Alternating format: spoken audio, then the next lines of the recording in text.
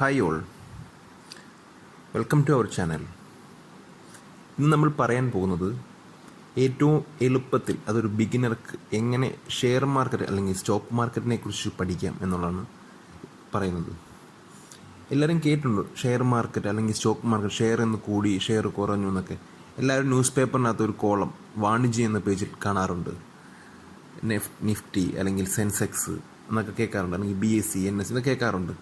അപ്പോൾ എല്ലാം ചിന്തിക്കും ഇതെന്തോ ചുമ്മാ കുറേ എഴുതി വെച്ചേക്കുന്നു. അല്ലെങ്കിൽ ചില ആൾക്കാർ ഒരു ടി വിയിൽ നോക്കിയിട്ട് കരഞ്ഞിട്ട് പോകുന്നു, ചില ആൾക്കാർ തുള്ളിച്ചാടുന്നു. നമ്മളപ്പോൾ ചിന്തിക്കും എന്തോ ഈ സംഭവം, ഷെയർ കൂടി ഷെയർ കുറഞ്ഞ് എന്തോ ഷെയർ എന്ന സംഭവം, നമുക്ക് പറ്റുമോ ഷെയറിംഗ് ഒക്കെ? തീർച്ചയായിട്ടും നമുക്ക് എല്ലാവർക്കും പറ്റുന്നൊരു സംഭവമാണ് ഷെയർ മാർക്കറ്റ് എന്നുള്ളത്. ഓക്കെ, അപ്പോൾ ചിന്തിക്കും ഇത് എവിടെ കൊണ്ട് ഷെയർ വാങ്ങിക്കും? അല്ലെങ്കിൽ ഇപ്പോൾ എക്സാമ്പിൾ പറയുകയാണെങ്കിൽ ഇപ്പോൾ നമുക്കൊരു വീട് വാങ്ങിക്കണമെങ്കിൽ നമുക്കൊരു പോയി വസ്തു കൊണ്ടുപോയി വാങ്ങിക്കാം, അല്ലെങ്കിൽ ഒരു ഷോപ്പിൽ പോയിട്ട് ആ ഷോപ്പ് അതിൻ്റെ ഷെയർ നമുക്ക് വാങ്ങിക്കാം. പക്ഷേ ഇതെങ്ങനെ നമുക്ക് കമ്പനീസിന് ഷെയർ അല്ലാതെ ഈ ഓൺലൈനായിട്ട് വാങ്ങിക്കാൻ പറ്റും? നമ്മൾ അതിനെക്കുറിച്ചാണ് ഇന്ന് ഫസ്റ്റ് നോക്കാൻ പോകുന്നത്. എന്താണ് ഷെയർ മാർക്കറ്റ് അല്ലെങ്കിൽ എന്താണ് സ്റ്റോക്ക് മാർക്കറ്റ്?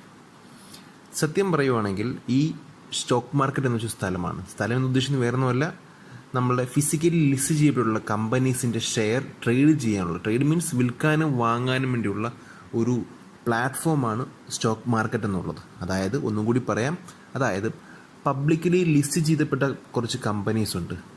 ഓക്കെ, അതായത് ഇപ്പം എക്സാമ്പിൾ പറയുകയാണെങ്കിൽ നമ്മളുടെ ഫെഡറൽ ബാങ്ക്, അതുപോലെ തന്നെ റിലയൻസ്, അങ്ങനെയുള്ള പബ്ലിക്കലി ലിസ്റ്റുള്ള മെയിൻ കമ്പനീസ്, അവരുടെ ഷെയർ അവർക്ക് ട്രേഡ് ചെയ്യാനുള്ള ട്രേഡ് ചെയ്യുക, സെല്ലിങ് ഓർ വാങ്ങിക്കുക അല്ലെങ്കിൽ വിൽക്കുക, അതിനുവേണ്ടിയുള്ള ഒരു സ്ഥലമാണ് ഷെയർ മാർക്കറ്റ് എന്നുള്ളത്. ഓക്കെ, അപ്പോൾ എന്താണ് ഷെയർ? ഇപ്പം എങ്ങനെ പറയുക, ഒരു നല്ലൊരു കമ്പനി, ആ കമ്പനിക്ക് അപ്പം ഒരു 10 ലക്ഷം രൂപയുടെ മൂലധനം അല്ലെങ്കിൽ നിക്ഷേപം വെച്ച് തുടങ്ങിയ കമ്പനിയാണ്. അപ്പോൾ അദ്ദേഹം വരികയാണെങ്കിൽ അതിൻ്റെ ഒരു 2% അല്ലെങ്കിൽ ഒരു 10%, 10 ലക്ഷം രൂപ ആകുമ്പം ഒരു 1 ലക്ഷം രൂപ, അപ്പോൾ ഒരു ശതമാനം എന്ത് ചെയ്യുക, 10% ഷെയർ വിൽക്കാമെന്ന് വിചാരിക്കുകയാണ്. എൻ്റെ കമ്പനി എന്നുള്ളത്, വിൽക്കുന്ന കമ്പനി എന്നുള്ളത് കാറിൻ്റെ കമ്പനിയാണ്. ഇപ്പം ടാറ്റ, ഞാനൊരു എക്സാമ്പിൾ പറയുകയാണ്. ഇപ്പോൾ ടാറ്റ കമ്പനി ഇപ്പം നല്ല ലാഭത്തിലാണ്. അപ്പോൾ എന്താണ്, ഇപ്പോൾ ഒരു A എന്നൊരു വ്യക്തി ഈ ടാറ്റയുടെ ഷെയർ 10% വാങ്ങിക്കാൻ നോക്കുന്നു. അപ്പോൾ ടാറ്റ പറയുകയാണ് ഇപ്പോൾ നല്ല കമ്പനി, നല്ല ലാഭമാണ്, അപ്പോൾ എൻ്റെ ഷെയറിൻ്റെ വാല്യൂ എന്നുള്ളത് 4 lakhs ആണെന്ന് പറയുകയാണ്. ഓക്കെ, സത്യത്തിൽ 1 ലക്ഷം രൂപയേ ഉള്ളൂ, അപ്പോൾ 4 lakhs എന്ന് പറഞ്ഞു. അപ്പോൾ കക്ഷി നോക്കിയപ്പോൾ എന്താണ്, ഇപ്പോൾ 4 ലക്ഷം രൂപയ്ക്ക് വാങ്ങിച്ചാലും കമ്പനി ഉയർന്നുകൊണ്ടിരിക്കുവാണ്. ഓക്കെ, അപ്പോൾ 4 ലക്ഷം രൂപ വാങ്ങിച്ചു. അപ്പോഴാണ് ഇത് കാണുന്ന B എന്നൊരാൾക്ക് മനസ്സിലായി, ഈ 4 ലക്ഷം രൂപയ്ക്ക് വാങ്ങിച്ച ഷെയറിന് തൊട്ട് അടുത്ത ദിവസം തന്നെ അത് 4 ലക്ഷത്തിൽ കൂടുതൽ പ്രോഫിറ്റ് ഉണ്ടാക്കാൻ ചാൻസ് ഉണ്ട് എന്ന് അദ്ദേഹത്തിന് മനസ്സിലായി. അപ്പോൾ അദ്ദേഹം പോയി B പോയി A കണ്ടിട്ട് പറഞ്ഞു, സർ എനിക്ക് ഈ ഷെയർ വേണം, നിങ്ങളുടെ ഈ കമ്പനി ഇപ്പോൾ വാങ്ങിച്ച ഷെയർ, ഇപ്പം നിങ്ങൾ 4 ലക്ഷം രൂപ വാങ്ങിച്ച ഷെയറാണ്, ഞാൻ നിങ്ങൾക്കൊരു 4,50,000 രൂപ തരാം. ഓക്കെ, അപ്പോൾ മറ്റേ ആൾ പറയുന്നത് കൊള്ളാമല്ലോ, ഒറ്റ ദിവസം കൊണ്ട് 50,000 രൂപ കൂടി. അപ്പോൾ എന്ത് ചെയ്യും, ഈ ഷെയർ വിൽക്കുന്നു. അപ്പോൾ നിങ്ങൾ ചിന്തിക്കും ഏതെന്തോ സംഭവം, ഷെയർ ടാറ്റക്കാരെ ഇദ്ദേഹത്തിന് കൊടുത്തു, ഇയാൾ വേറെ ആക്കേണ്ട കൊടുത്തു. ഓക്കെ, സത്യം പറഞ്ഞാൽ ടാറ്റ വിചാരിച്ചെങ്കിൽ മാത്രമേ ഇത് നടക്കൂ. കാര്യം ടാറ്റയുടെ പ്രോഡക്റ്റ് നല്ലതാണെങ്കിലോ അല്ലെങ്കിൽ ടാറ്റയുടെ വണ്ടികൾ നല്ലതാണെന്ന് മാർക്കറ്റിൽ ഒരു പേരുണ്ടെങ്കിൽ മാത്രമേ ഇത് ആൾക്കാർ വാങ്ങിക്കും. ഇപ്പോൾ ടാറ്റയുടെ പ്രോഡക്റ്റ് ഇറക്കിയ വണ്ടിയെല്ലാം പൊട്ടിക്കൊണ്ടിരിക്കുകയാണ്, ഇറങ്ങുന്ന വണ്ടികളെല്ലാം ഒന്നൊരു ഇഷ്യൂസ് കാണും. അങ്ങനെയാണെങ്കിൽ ടാറ്റയുടെ ഷെയർ അല്ലെങ്കിൽ മാർക്കറ്റ് ഇടി. അപ്പോൾ എന്താ, ഈ 4 ലക്ഷം എന്നുള്ള സാധനം ചിലപ്പോൾ വിറ്റ് കളയാൻ വേണ്ടി ചിലപ്പോൾ 3 ലക്ഷം രൂപയ്ക്ക് കൊടുക്കും. അപ്പോൾ ഷെയർ വാല്യൂ കുറയുകയാണ് ചെയ്യുന്നത്. ഓക്കെ, അതും ഇതിൻ്റെ ഒരു പാർട്ടാണ്. അപ്പോൾ ഇതിന് പറയുന്ന പേരാണ് ഷെയർ മാർക്കറ്റ് എന്നുള്ളത്. അപ്പോൾ ഇതപ്പോൾ എവിടെ പോയി വാങ്ങിക്കാൻ പറ്റും? ഇത് എന്തോ അപ്പോൾ എവിടെ ഈ ഷെയറൊക്കെ എനിക്ക് മനസ്സിലായി, അപ്പോൾ എവിടെ വാങ്ങിക്കാൻ പറ്റും? ഇപ്പോൾ റിലയൻസിൻ്റെ ഓഫീസ് നാളെ പോയിട്ട് ഷെയർ വരാൻ പറ്റുമോ നമുക്ക് ചോദിക്കാൻ പറ്റുമോ? ഇല്ല. അപ്പോൾ നമ്മളുടെ ഇന്ത്യയിൽ 2 സ്റ്റോക്ക് മാർക്കറ്റ് അല്ലെങ്കിൽ ഷെയർ മാർക്കറ്റുകളാണ് ഉള്ളത്. ഒന്ന് NSE, വേറൊന്ന് BSE, നാഷണൽ സ്റ്റോക്ക് എക്സ്ചേഞ്ച് അല്ലെങ്കിൽ ബോംബെ സ്റ്റോക്ക് എക്സ്ചേഞ്ച്. നമ്മളെല്ലാവരും സ്ഥിരമായിട്ട് കേൾക്കുന്നതാണ് ഈ സെൻസെക്സും നിഫ്റ്റിയും ഒക്കെ, അല്ലേ? അപ്പം എന്താണ് ഈ ബോംബെ സ്റ്റോക്ക് എക്സ്ചേഞ്ച് അല്ലെങ്കിൽ നാഷണൽ സ്റ്റോക്ക് എക്സ്ചേഞ്ച്? നമുക്ക് അതിനെക്കുറിച്ച് നോക്കിയിട്ട് പിന്നീട് പറയാം എന്താണ് നിഫ്റ്റി എന്ന്, എന്താണ് സെൻസെക്സ് എന്ന്. ബോംബെ സ്റ്റോക്ക് എക്സ്ചേഞ്ചിനെ കുറിച്ച് പറയുകയാണെങ്കിൽ കുറേ വർഷങ്ങൾക്ക് മുമ്പ്, അതായത് എൻ്റെ ഒരു അറിവ് ശരിയാണെങ്കിൽ ഒരു 1875 കാലഘട്ടത്തിലേക്ക് സ്റ്റാർട്ട് ചെയ്താണ് ഈ ഏറ്റവും 10th ലാർജസ്റ്റ് സ്റ്റോക്ക് മാർക്കറ്റാണ് വേൾഡിൽ തന്നെയാണ് ഈ BSE എന്നുള്ളത്, ബോംബെ സ്റ്റോക്ക് എക്സ്ചേഞ്ച് എന്നുള്ളത്. 1500 കമ്പനീസ് ഇവിടെ ഈ BSEയിൽ സ്റ്റോക്ക് സെല്ല് ചെയ്യുന്നുണ്ട്. ഓക്കെ, അതുപോലെ നാഷണൽ സ്റ്റോക്ക് എക്സ്ചേഞ്ച് എന്ന് വെച്ച് കഴിഞ്ഞാൽ അതിലൊരു 1600 കമ്പനീസ് അതിനകത്ത് ഈ സ്റ്റോക്കുകൾ വിൽക്കുകയും വാങ്ങുകയും ചെയ്യുന്നുണ്ട്. അപ്പോൾ ഒരു സാധനം വിൽക്കും, നിങ്ങൾ കണ്ടില്ലേ ഈ ന്യൂസ് പേപ്പറിലായാലും TV-യിലായാലും +50, +100, അല്ലെങ്കിൽ +1500, അല്ലെങ്കിൽ -30, -800 കണ്ടില്ലേ. ഓക്കെ, ഇതൊരു നമുക്ക് മനസ്സിലാക്കാൻ വേണ്ടി നിഫ്റ്റി അല്ലെങ്കിൽ സെൻസെക്സ് ഇതൊരു സൂചികയാണ്.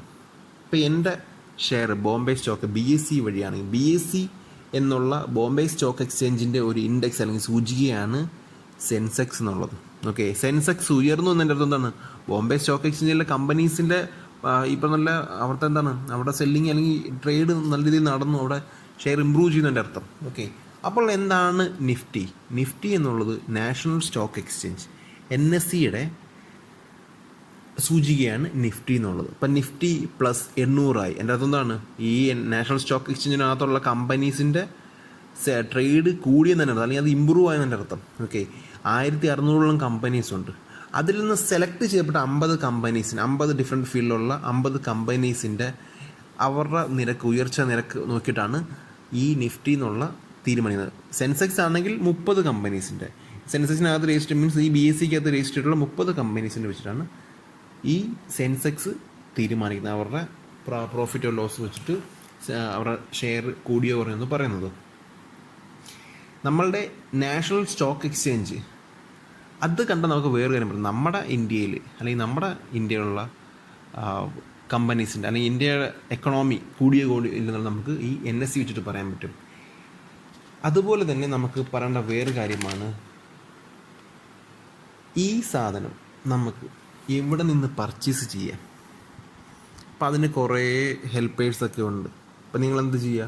നിങ്ങൾക്ക് അങ്ങനെ അക്കൗണ്ട് ഒരു സ്റ്റോക്ക് മാർക്കറ്റിൽ അക്കൗണ്ട് നോക്കുമ്പോൾ നിങ്ങൾ ആദ്യം പഠിക്കുക. എക്സാമ്പിൾ പറയുകയാണെങ്കിൽ നിങ്ങൾ എന്ത് ചെയ്യുക? ഇതിൻ്റെ സ്ഥിരമായിട്ടുള്ള ഏതെങ്കിലും ഒരു ട്രേഡർ നോക്കിയിട്ട് അവർ എങ്ങനെയാണ് ചെയ്യുന്നത് നോക്കുക. അല്ലെങ്കിൽ നിങ്ങൾക്ക് ഏറ്റവും വേഗത്തിൽ ന്യൂസ് പേപ്പറിനകത്ത് വരാറുണ്ട് ഓരോ ദിവസത്തെ കണക്ക്. ഇന്ന് എക്സാമ്പിൾ പറയുകയാണെങ്കിൽ ഇപ്പം ഫെഡറൽ ബാങ്കിൻ്റെ ഇന്നത്തെ ഷെയർ സ്റ്റാർട്ട് ചെയ്തപ്പോൾ ഷെയറിൻ്റെ വില 120 രൂപ 10 പൈസയ്ക്കാണ് ഷെയർ സ്റ്റാർട്ട് ചെയ്തത് ഫെഡറൽ ബാങ്ക്. ഓക്കെ, 9:15 മുതൽ 9:15 മുതൽ 3:30 വരെയാണ് ഈ ഷെയർ ട്രേഡിംഗ് ടൈം എന്നുള്ളത്. മൺഡേ ടു ഫ്രൈഡേ ആണ് എൻ്റെ ടൈം വരുന്നത്. അപ്പോൾ എൻ്റെ ഫെഡറൽ ബാങ്കിൻ്റെ ഷെയർ വാല്യൂ സ്റ്റാർട്ട് ചെയ്തപ്പോൾ 120 രൂപ 10 പൈസയ്ക്കാണ് ഷെയർ വാല്യൂ സ്റ്റാർട്ട് ചെയ്തത്. ഓക്കെ, അപ്പം എൻ്റെ A എന്ന് പറഞ്ഞാൽ ഈ 120 രൂപ 10 പൈസ നിരക്കിൽ 100 ഷെയർ വാങ്ങിച്ചു. ഓക്കെ, 9:15 ഇത് വാങ്ങിക്കുന്നത്. 9:20 ആയപ്പോൾ ഈ ഷെയറിൻ്റെ വാല്യൂ 120 രൂപ 60 പൈസ ആയിട്ട് ഉയർന്നു. ഓക്കെ, അപ്പോൾ എൻ്റെ A എന്ന വ്യക്തി ഇതിനെ സെല്ല് ചെയ്യാൻ കൊടുത്തു, വിൽക്കാൻ വേണ്ടി ഇട്ടു. എനിക്കിത് വിൽക്കണം. ഓക്കെ, അപ്പോൾ അതിൻ്റെ അർത്ഥം എന്താണ്? ഒരു ഷെയറിൻ്റെ പുറത്ത് 50 പൈസ പ്രോഫിറ്റ്. അപ്പോൾ 100 ഷെയർ ആകുമ്പം 50 × 100, അപ്പോൾ എത്ര വരും? 5000 രൂപ പ്രോഫിറ്റ് വരും. 5000 അല്ലേ? അതെ, 5000 രൂപ പ്രോഫിറ്റ്. ഓക്കെ, എത്ര ഉറങ്ങിയോ? 9:15 സാധനം 9 സെല്ല് ചെയ്യപ്പം 5000 രൂപ പ്രോഫിറ്റ് അദ്ദേഹത്തിന് കിട്ടി. ഓക്കെ, അപ്പോൾ ഈ 9:20 ആയപ്പോൾ ഈ A എന്ന സാധനം വിറ്റത് വാങ്ങിച്ചത് B എന്ന വ്യക്തിയാണ്. എത്ര രൂപയ്ക്കാണ്? ഒരു ഷെയർ 120 രൂപ 60 പൈസയ്ക്ക്. ഓക്കെ, പക്ഷേ ഇദ്ദേഹത്തിനും ഇതുപോലെ ഹൈ ലെവലിൽ പോകാൻ പറ്റുമെന്ന് നമുക്ക് പറയാൻ ഒരിക്കലും പറ്റത്തില്ല. ആ ടൈമാണ് ഫെഡറൽ ബാങ്കിന് ഇപ്പോൾ കുറച്ച് നഷ്ടം എന്തെങ്കിലും ഇഷ്യൂസ് ഉണ്ടായി, അല്ലെങ്കിൽ ഫെഡറൽ ബാങ്കിൽ എന്തെങ്കിലും അവിടെ ഷെയർ പ്രോപ്പറായിട്ട് വർക്ക് ചെയ്യുന്നില്ല. അപ്പോൾ ആ ടൈമിൽ നിന്നാണ് ഷെയർ സെല്ലാവുന്നില്ല. അപ്പോൾ എന്ത് ചെയ്യാണ്? ഇദ്ദേഹത്തിന് മനസ്സിലായി ഇത് കൈ ഇരുന്നാൽ ഇനിയും പൈസ കുറയും. അപ്പോൾ എന്ത് ചെയ്യാണ്? ഇദ്ദേഹം പറഞ്ഞു എൻ്റെ ഷെയർ 120 രൂപ 60 പൈസയ്ക്ക് വാങ്ങിച്ച ഷെയറിൽ 50 പൈസയ്ക്ക് വിൽക്കാൻ തയ്യാറാണ്. ഓക്കെ, അതിൻ്റെ അർത്ഥം എന്താണ്? ഒരു ഷെയറിൻ്റെ അത് 10 പൈസ കുറവാണ്. അത് കണ്ട ഉടനെ ഒരാൾ വാങ്ങിച്ചു 120 രൂപ 50 പൈസയ്ക്ക് വാങ്ങിച്ചു 100 ഷെയർ, അല്ലെങ്കിൽ ഇവിടെ 50 ഷെയർ വാങ്ങിച്ചു, ബാക്കി 50 ഷെയർ വിൽക്കുന്നില്ല. അപ്പോൾ വേറെ ചോദിക്കണം, ഈ 120 രൂപ 50 പൈസ ഷെയറില്ലേ നിങ്ങൾ 120 30 പൈസയ്ക്ക് തരുമെന്ന് ചോദിക്കുകയാണ്. മറ്റേ ആളെന്ത് ചെയ്യുകയാണ്? ഓക്കെ, ക്ലിയർ, ഞാനത് ഷെയർ കുറച്ച് 120 30 പൈസയ്ക്ക് സെല്ല് ചെയ്തു. അപ്പോൾ അതിനർത്ഥം എന്താണ്? ഇദ്ദേഹത്തിന് വീണ്ടും നഷ്ടം സംഭവിച്ചെന്നാണ്. ഈ 120 രൂപയ്ക്ക് 120 30 പൈസയ്ക്ക് വാങ്ങിച്ച ഷെയർ 10 മണിയായപ്പോൾ അദ്ദേഹം വിൽക്കാനിട്ടു. ആ സമയത്ത് ഷെയർ വാല്യൂ 125 രൂപ 10 പൈസ ആണെന്ന് ഇരിക്കട്ടെ. അതിൻ്റെ അർത്ഥം എന്താണ്? ഷെയറിൻ്റെ വാല്യൂ കൂടിയെന്നാണ്. അപ്പോൾ എന്താ, അദ്ദേഹത്തിന് അത്രയും രൂപ 120 കടന്ന ഷെയർ വാല്യൂ 125 രൂപയിലോട്ട് മാറി. അതായത് 4 രൂപ 70 പൈസ കൂടി ഒരു ഷെയറിൻ്റെ പുറത്ത്. 50 ഇൻറ്റു 4.70 ആകുമ്പോഴത്തേക്ക് അത്രയും രൂപ അദ്ദേഹത്തിന് പ്രോഫിറ്റ് കിട്ടി. 9:25 മുതൽ 10 മണി വരെ ഷെയർ ഹോൾഡ് ചെയ്തു സെല്ല് ചെയ്തപ്പോൾ അത്രയും രൂപ വരുമാനം കിട്ടി. ഇതാണ് നോർമലി ഒരു ഷെയർ മാർക്കറ്റിൻ്റെ രീതി. ഓക്കെ, ഇത് നിങ്ങൾ ഇഷ്ടപ്പെട്ടെങ്കിൽ എൻ്റെ ചാനൽ സബ്സ്ക്രൈബ് ചെയ്യുക. ഇതുപോലെ സ്റ്റോക്ക് മാർക്കറ്റിനെ കുറിച്ചും അതുപോലെ നമ്മളുടെ ലൈഫിലുള്ള കുറേ കാര്യത്തെക്കുറിച്ച് നമുക്ക് വീഡിയോസ് ചെയ്യാം.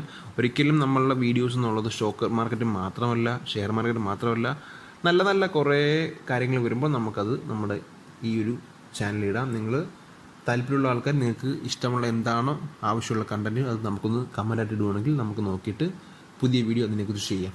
Okay, thank you.